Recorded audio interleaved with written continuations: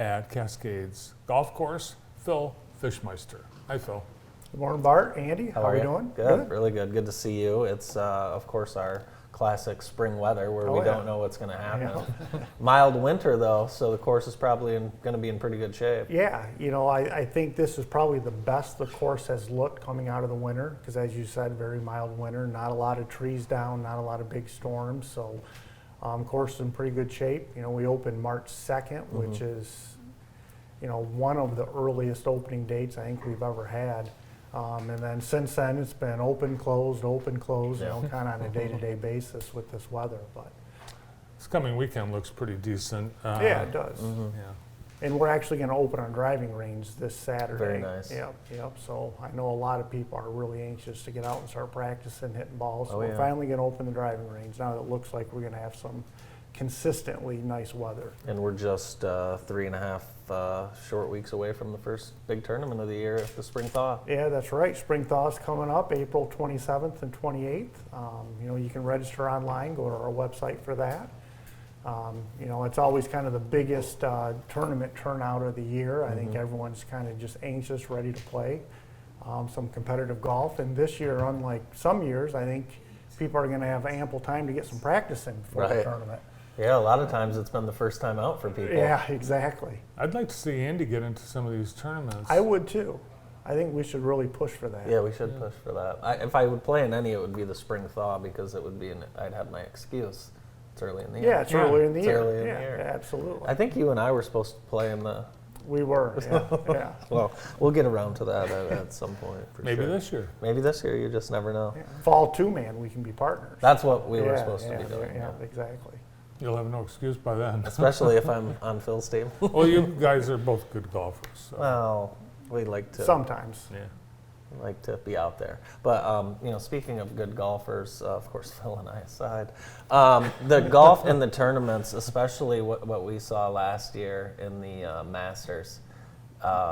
City Championship. Excuse me. Match play. Have we seen better golf in the area than we saw last year? It was phenomenal. I mean, like you said, guys shooting 65 and losing a match. Right. It was just incredible. I think Robbie Longbreak in the finals was under par, through, however many holes they played, 33 holes or whatever, and lost the match. So it was just phenomenal golf, obviously headlined by, Brian Cohn. yeah, by Brian Kuhn, sorry. You're a good friend. But he was just phenomenal all week long. So. I saw an ad for Robert Trent Jones golf courses in Alabama. We don't have to go to Alabama for awesome public golf courses. We have them right here, including this gem, the Cascades. And it's such a challenging course. It's a championship course, but very playable. Love the course. And the work you guys have done since you've been out there, Phil, really just overall has been awesome.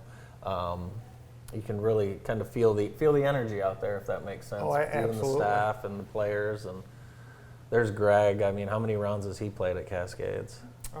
He's probably already played more rounds of golf this year than I will all year round. Yeah. So that's how much golf he plays. There's Bentley. our future PGA Tour player. Yep, exactly. What is it about Jackson? We have so many good golfers. You mentioned all those top scores at the local tournaments, but if you want to compete, you've got a lot of competition. Yeah. Oh, absolutely. Yeah, I would kind of dare to say that Jackson probably has the most competitive kind of local golf tournament schedule of, anywhere else in the state.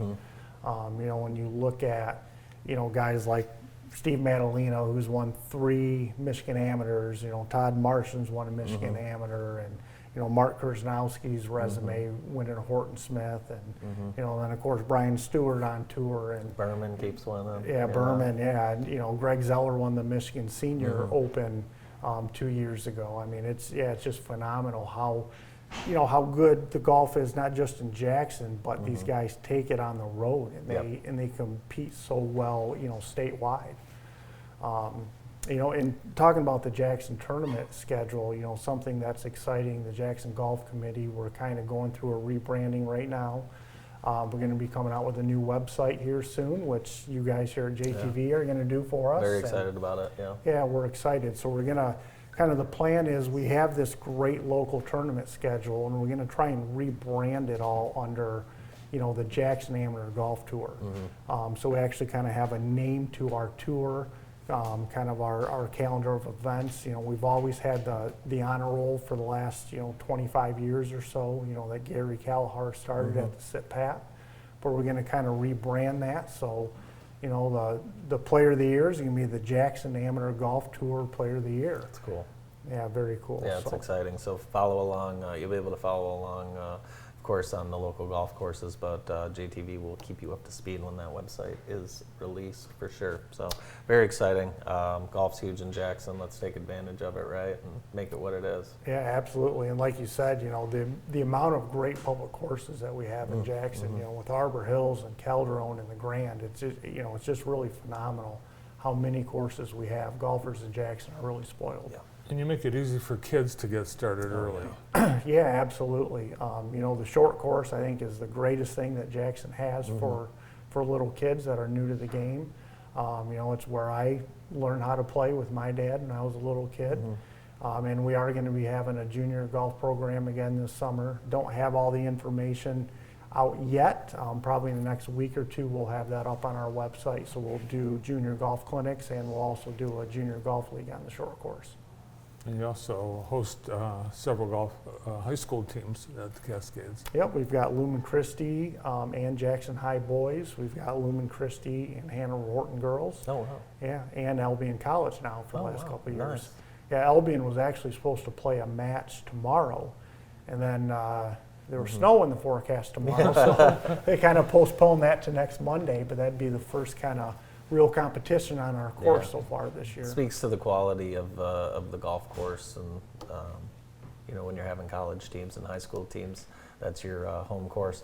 I know you follow professional golf, which we used to Sure, call the yeah. PGA Tour. Now we call pro golf. Have you had a hard time following it with the split between the PGA and LIV? Yeah, it's kind of goofy. I don't pay any attention to LIV at all. Same. And we thought by now there'd be some sort of an agreement. There isn't yet. I just want them to hurry up and reach an agreement, because you want all the best players in the world playing together. Right. And then obviously that bombshell last fall of John Rahm joining LIV. It's a bummer to have one of the best players in the world not playing on the PGA Tour. So they just got to reach an agreement. You just want the best players in the world playing together more often. Well, we'll see that at the Masters, because Absolutely. John Rahm, for example, will be playing Yes. in the Masters. Yep, We'll also defending see champion. some first timers as well, some rookies. We've got several tournaments won by rookies so far this year. So Yeah, they wow. got a And an amateur. That's right. Yeah, the first win by an amateur, I think, Yeah. since Phil Mickelson in the early 90s. Yeah. So. What do you make of some of this golf we're seeing, where really any guy that enters a field, a Yeah. pro field, can win the tournament? Yeah, that's what's, and the PGA Tour has gone towards, having more elevated events with limited fields, maybe only having 80 guys instead of 140. But that just goes to show that any one of these 140 guys can win on any given weekend. So I don't know exactly how I feel about that, about having more limited field events, because it was kind of fun to see these first-time winners, kind of Right. break out. So Yeah. Yeah, I'm with you on that. Open it all up and do the cuts. Yeah, it Yeah. is fun. yeah. And play local golf. That's right. Support it. It's fun, and there's a lot of great competition. And if you'd like any information on the spring thaw, you can visit Cascades website. Thanks, Phil.